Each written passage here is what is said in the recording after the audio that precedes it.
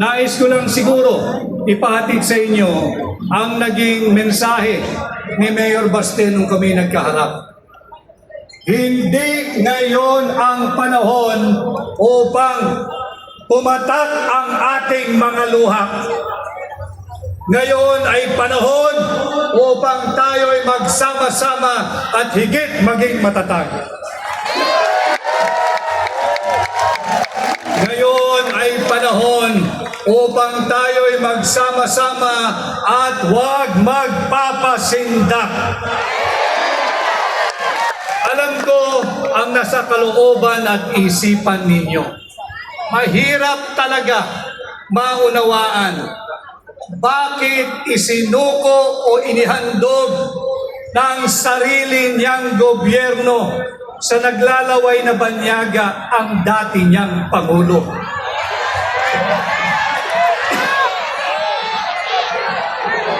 Wala na ba tayong batas na umiiral? Wala na bang saligang batas? Sarado na ba ang lahat ng antas ng korte sa Pilipinas?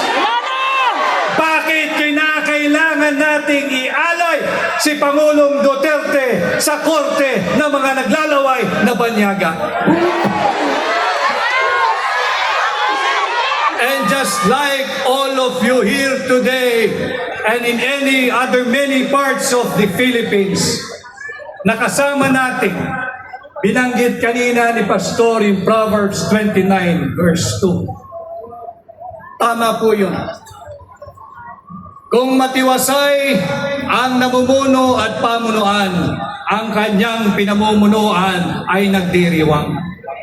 Subalit bakit tayo naririto ngayong gabi? Sapagkat nasusulat din yan, pagbaluktot ang namumuno, nagluluksa ang kanyang sinasakupan.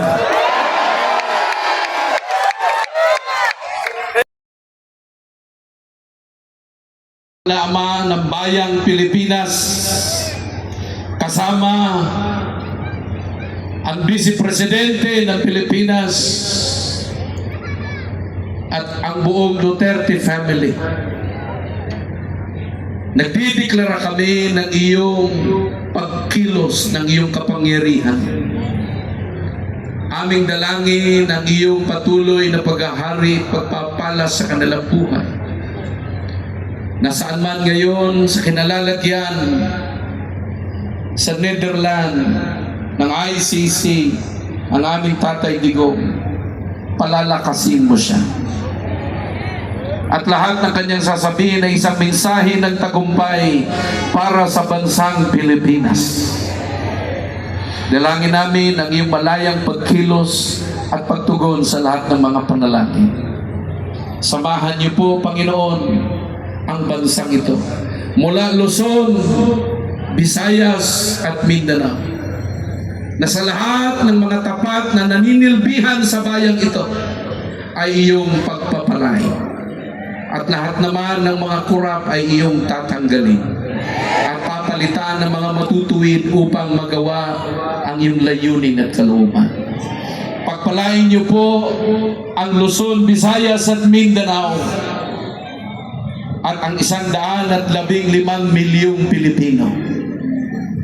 Kawaan niyo kami sa bansang ito at mahayag ang iyong dakilang layunin at kalooban sa bansang ito, Panginoon. Salamat po sa iyong kabutihan.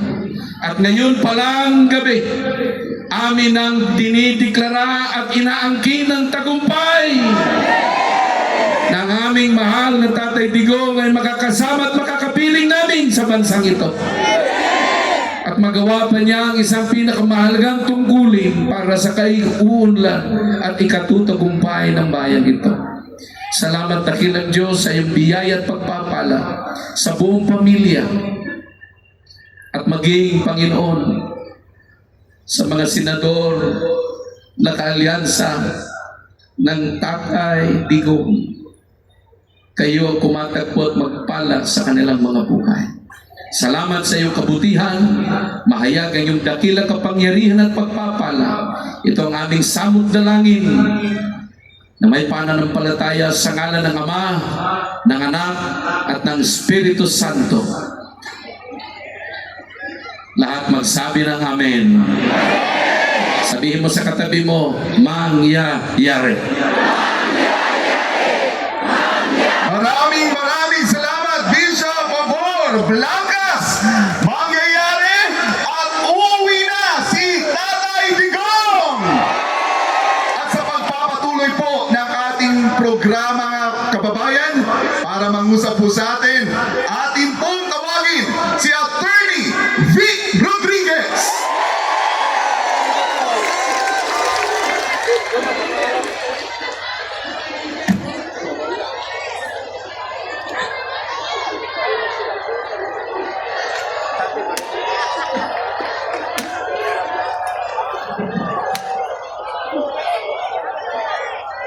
Maraming salamat at magandang gabi ho sa ating lahat.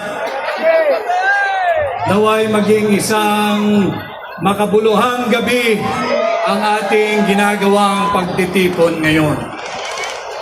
Alam kong mabigat ang kalooban nating lahat. These past few days, talagang mahirap.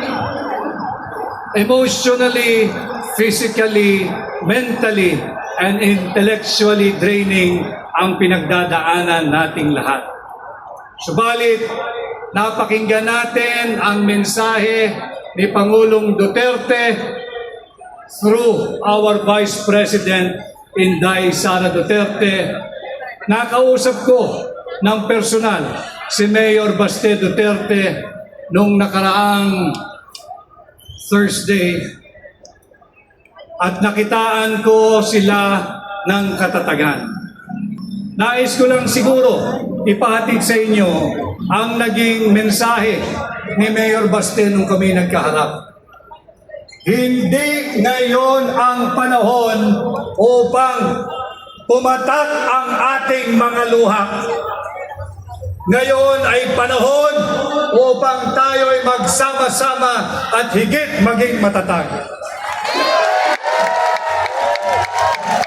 Ngayon ay panahon upang tayo ay magsama-sama at huwag magpapasindak. Alam ko ang nasa kalooban at isipan ninyo.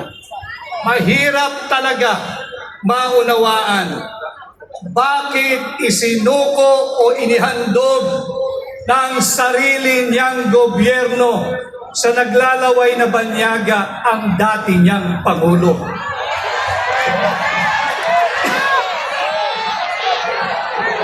Wala na ba tayong batas na umiiral?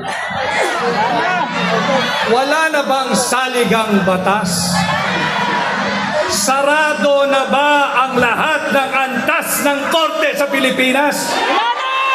Bakit kinakailangan nating ialay si Pangulong Duterte sa korte ng mga naglalaway na banyaga? And just like all of you here today and in any other many parts of the Philippines, nakasama natin, binanggit kanina ni Pastor in Proverbs 29 verse 2. Tama po yun. Kung matiwasay ang namumuno at pamunuan, ang kanyang pinamumunuan ay nagdiriwang. Subalit bakit tayo naririto ngayong gabi? Sapagkat nasusulat din yan, pagbaluktot ang namumuno, nagluluksa ang kanyang sinasakupan. And tonight, I am here not as a candidate. Let's forget about it now.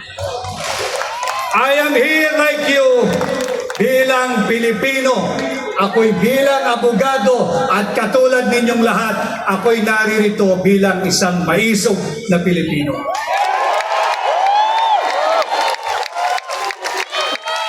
I stand with you, with President Duterte.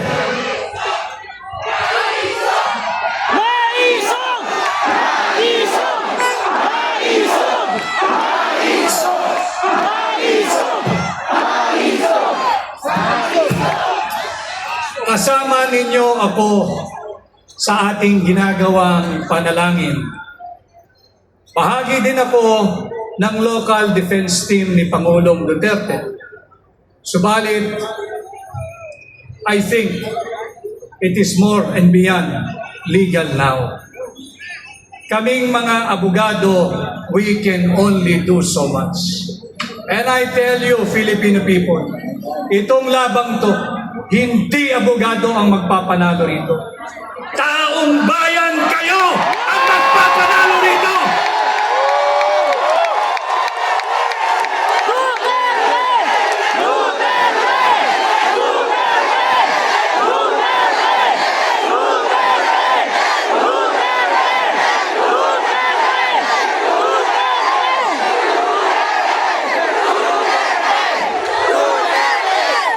Ipagpatuloy ho natin ang ating ginagawa kung ilang araw, linggo o buwan ang darating.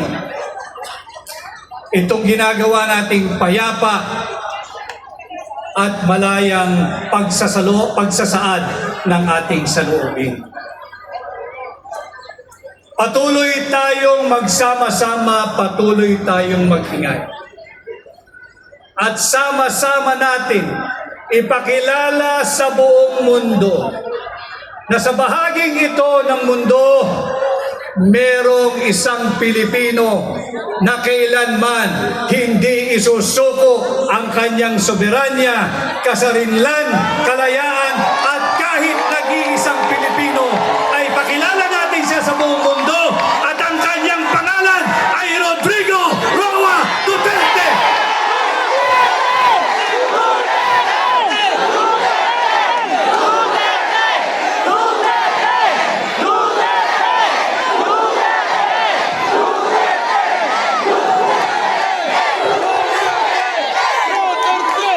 Pakilala natin, hindi lamang dito sa Pilipinas, kundi sa buong mundo.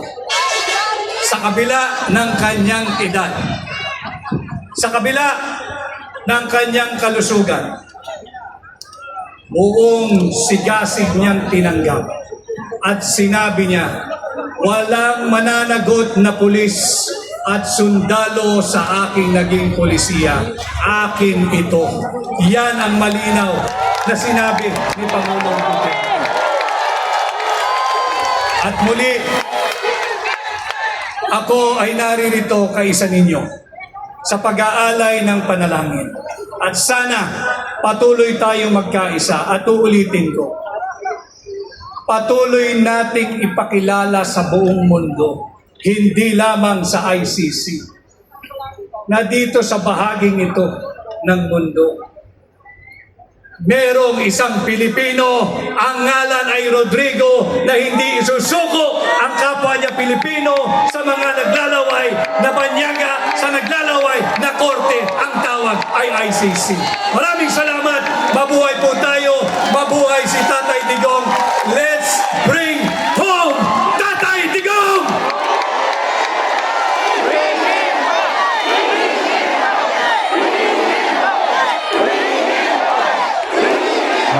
Maraming salamat, Attorney Vic Rodriguez.